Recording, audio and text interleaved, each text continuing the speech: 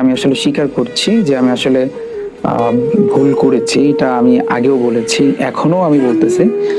এখন বিষয়টা হচ্ছে আমি যদি বলি যে কেন আমি আসলে এত ভুল করলাম, সমস্যা ছিল, পারিবারিকভাবে সমস্যা ছিল এবং পারিবারিকভাবে আমি এতটাই ডিপ্রেশনের ভিতরে চলে গিয়েছিলাম যে আসলে আপনাদের আমি বুঝাইতে পারবো না যে আসলে কোথায় বা কোন লেভেলে আমি চলে গেছিলাম। এটা আসলে আমার ব্যক্তিগত ব্যাপার বা পারিবারিকভাবে, তো এই জন্য আসলে এই জিনিসটা তো আমি আসলে আগে শেয়ার করি নাই।